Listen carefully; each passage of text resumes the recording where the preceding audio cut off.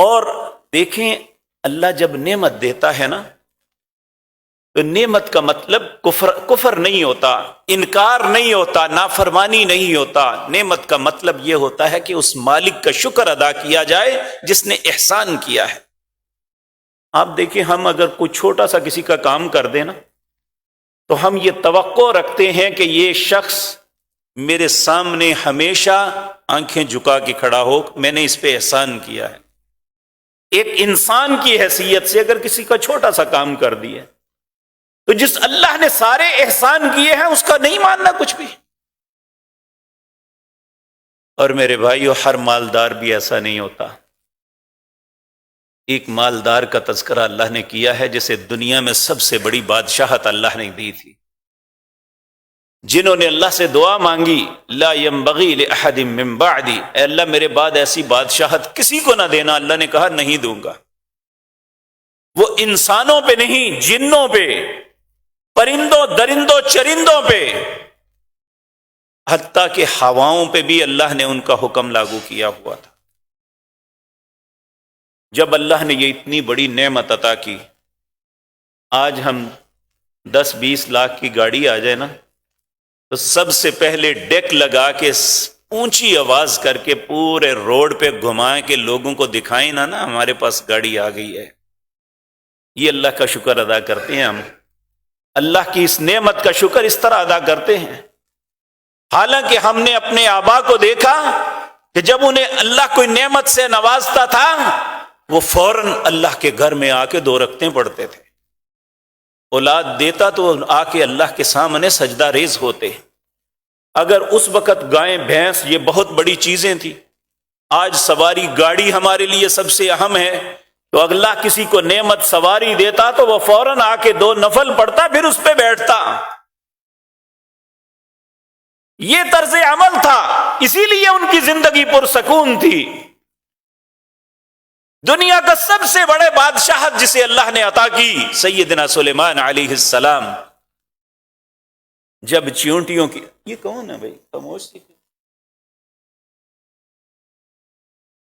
اللہ اکبر۔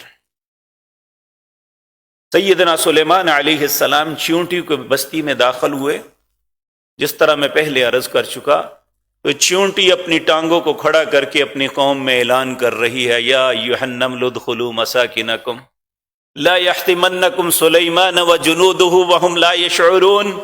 جب سلیمان کی کان میں چیونٹی کی بات پڑی، کیونکہ اللہ نے ان کی بولیاں بھی سکھائی ہوئی تھی، تو وہ آواز کان میں پڑی تو میرے بھائیو ہماری طرح تکبر نہ آیا، لو جی ساڈے کول تے کیڑیاں بھی پہ ڈر دیاں نے۔ کیا کہا؟ فتبسم ضاحکا من قولها، اس کی بات پہ ہنس پڑے اور اللہ کے سامنے ہاتھ اٹھا لیے۔ کیا کہتے ہیں؟ ربی اوزعنی ان اشکر نعمتک التی انعمت علی وعلی والدی وان اعمل صالحا ترضاہ وادخلنی برحمتک فی عبادک الصالحین۔ ہنس کے کہنے لگے مالک تو نے اتنا انعام مجھ پہ کیا ہے، اب مجھے توفیق دے کہ میں تیرا شکر ادا کروں ان نعمتوں کا جو تو نے مجھ پہ کی ہے اور میرے والدین پر کی ہے۔ باپ بھی بادشاہ ہے، سیدنا داؤد علیہ السلام کو بھی اللہ نے سلطنت عطا کی، سیدنا سلیمان علیہ السلام کو ایسی سلطنت دی کہ کبھی کسی کے پاس نہ ہوئی، نہ پہلے تھی نہ قیامت تک ہوگی۔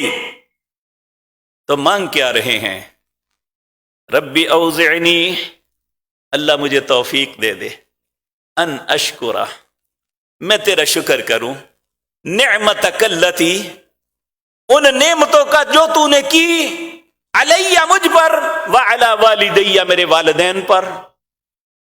اور اس کا شکر کیسے کروں؟ ان اعمل صالحا ترضا، کہ میں ایسے نیک عمل کروں جن سے تو راضی ہو جائے۔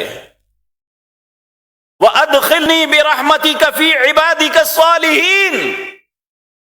یہ دنیا کا منصب، یہ مال و دولت، یہ سب کچھ نہیں، اللہ کے نزدیک سب سے بہترین بات یہ ہے کہ نیک بندوں میں انسان شامل ہو جائے۔ تو اللہ سے دعا کیا مانگی؟ وَأَدْخِلْنِي بِرَحْمَتِكَ فِي عِبَادِكَ الصَّالِحِينَ، اے اللہ تو اپنی رحمت کے ساتھ مجھے اپنے نیک بندوں میں شامل فرما لے۔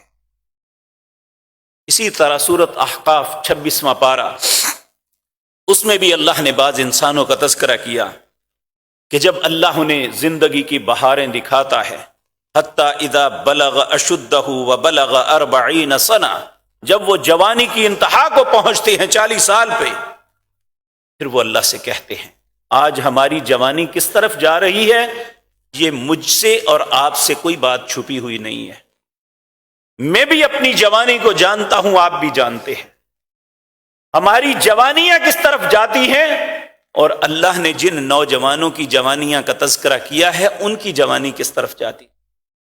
وہ یہ کہتے تھے جب 40 سال کے یعنی میچور زندگی میں داخل ہو گئے، قال ربی اوزعنی ان اشکر نعمتک التی انعمت علی وعلی والدی وان اعمل صالحا ترضى واصلح لی فی ذریتی انی تبت الیک وانی من المسلمین۔